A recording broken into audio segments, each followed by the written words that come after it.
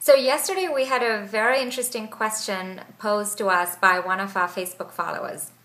She asked whether if she was breaking into something brand new, what's more important, job experience or education?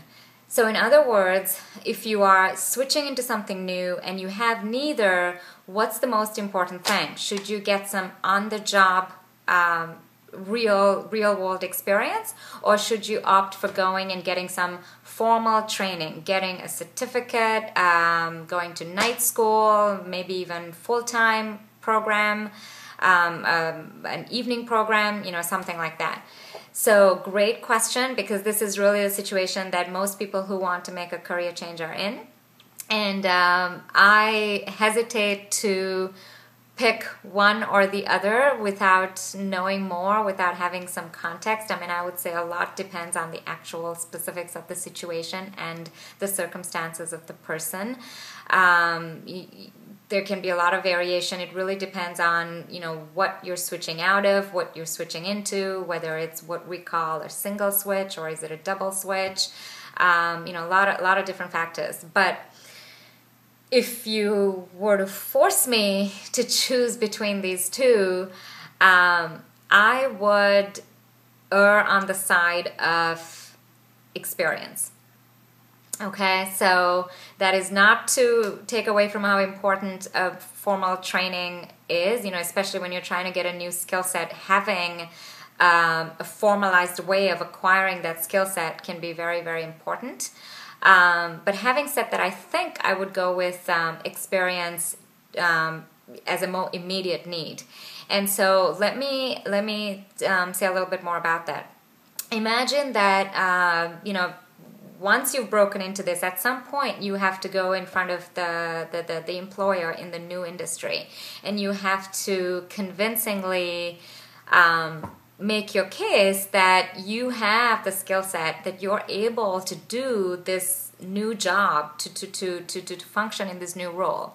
I think that an employer would certainly get some comfort from knowing that you have gone and studied for this and got a certificate, or taken some classes and learned these things, and you studied it, you've done all that.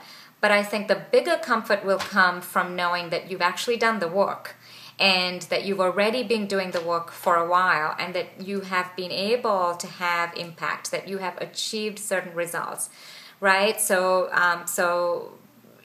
I'm thinking, like, if it were me and I was the employer, and you said to me, look, I've been, this is very new to me, it's something that I am trying to break into, but I've been working in it now for a few months, and look, here are some very specific ways in which I have been able to have some impact. These are some of the things I have been able to do for my clients. These are some of the things I have been able to accomplish for my employer. And, giving examples and showing what you've been able to do will give me a lot of comfort to know that, sure, this is something new for you, but you're already doing it, you've been doing it for a while, and you're successful at it, right? So I hope you're following where I'm going with this. The other thing is, I think for yourself, if you've been doing something and you can see yourself be successful in it and have results, and you also know that you actually like it and enjoy it. And this is really critical when you're breaking into something new. I mean, it's nothing like you might think that this new career is for you, but it's not until you're actually doing it that you know whether you have a talent for it and whether you like it. Those are two very, very critical things when you're making a career switch. So to the extent that you can establish that, I think that's great for yourself and for the new employer. So let me finish off by saying there are many, many ways to get that experience short of a full-time job, which again, it's like the chicken and the egg, right? How can you get a full-time job without having the experience in it? So here's how. Internships. Internships are an incredibly powerful way to go about getting experience. There are a lot of types of internships available. There are part-time internships. There are full-time internships. Many internships are compensated in one way or the other, and you can do them for 3 months, for 6 months. So really look into the option of an internship. And if it's not an internship, then think of other part-time work, project work, work that is contract-based, possibly paid by the hour. It doesn't really matter what the vehicle is.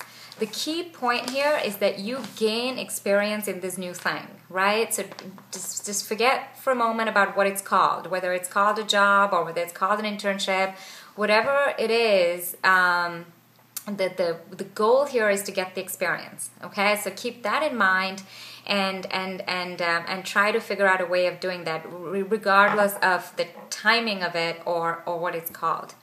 Okay, so hopefully that answered this person's question. Hopefully it answers a similar question for those who are wondering about that whole experience versus education conundrum. All right? Okay, well, I'll catch you soon. Thank you.